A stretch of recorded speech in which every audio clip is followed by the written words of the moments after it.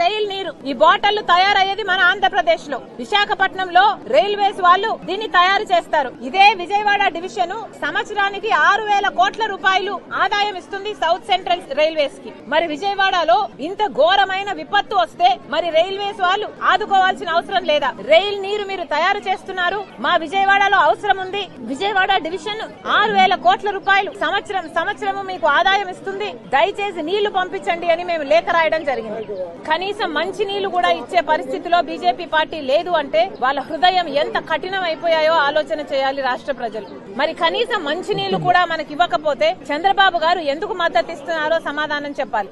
ఇది ఎక్కడ విడ్డూరం అడుగుతున్నాం. చంద్రబాబు గారు డబ్బులు తీసుకోవాల్సింది చిన్నపిల్లల దగ్గర నుంచి కాదు. చంద్రబాబు గారు డబ్బులు తీసుకోవాల్సింది బీజేపీ పార్టీ దగ్గర నుంచి. బీజేపీ పార్టీకి ఆంధ్ర రాష్ట్ర ప్రజలు ఇప్పుడే కాదు గత 10 సంవత్సరాలుగా అందరు ఎంపీలు ఊడిగలు చేస్తున్నారు. అటు వైసీపీ అయితేనేమి, ఇటు తెలుగుదేశం పార్టీ ఏమి 25 ఎంపీలను బీజేపీ పార్టీ ఎట్లా ఇష్టం వస్తే అట్లా వాడుకుంటున్నారు. మరి ఇప్పుడు చంద్రబాబు గారు డబ్బులు తీసుకోవాల్సింది బీజేపీ పార్టీ దగ్గర కాదా? ఇప్పుడు వసూలు చేయాల్సింది బీజేపీ పార్టీ దగ్గర కాదా? చంద్రబాబు గారిని అడుగుతున్నాం, ఇది పబ్లిసిటీ స్టంట్ కాకపోతే ఏమిటి అంటున్నాం. అంత చిన్న పిల్లలకు పాకెట్ మనీ ఇవ్వడం ఏమిటి? ఆ మనీని మీరు తీసుకోవడం ఏమిటండి? పిల్లలు కాదు కదా డబ్బులు ఇవ్వాల్సింది, పిల్లల దగ్గర నుంచి కాదు కదా మీరు డబ్బులు తీసుకోవాల్సింది. బీజేపీ పార్టీ దగ్గరికి వెళ్లి తీసుకురండి. 10,000 కోట్ల సాయం వెంటనే తీసుకురావాలని చంద్రబాబు గారిని డిమాండ్ చేస్తున్నాం. అంతేకాదు ఈ ప్రజలందరి తరపున డిమాండ్ చేస్తున్నాం, ఒక్కొక్కరికి కనీసం 1,00,000 రూపాయలైనా కాంపన్సేషన్ ఇవ్వాల్సిన అవసరం ఉంది. ప్రభుత్వాన్ని గట్టిగా డిమాండ్ చేస్తున్నాం. ప్రతి ఇంటికి నష్టం జరిగింది, ఆస్తి నష్టం జరిగింది, పంట నష్టం జరిగింది, ఇళ్ల నష్టం జరిగింది.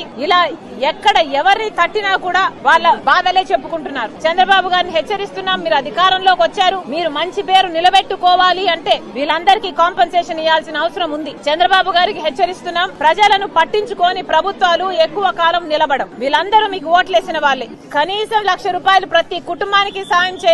అంతేకాదు పంట నష్టం కూడా చాలా జరిగింది. మారుమూల ప్రాంతాలలో సాయం అందటం లేదు. ఇప్పటికైనా గ్రహించండి, సాయం అందించండి. వెంటనే వీళ్లకు తక్షణ సాయం కింద కనీసం 15,000 రూపాయలు ప్రతి అఫెక్ట్ అయిన ప్రతి కుటుంబానికి విడుదల చేయాలని కాంగ్రెస్ పార్టీ డిమాండ్ చేస్తుంది.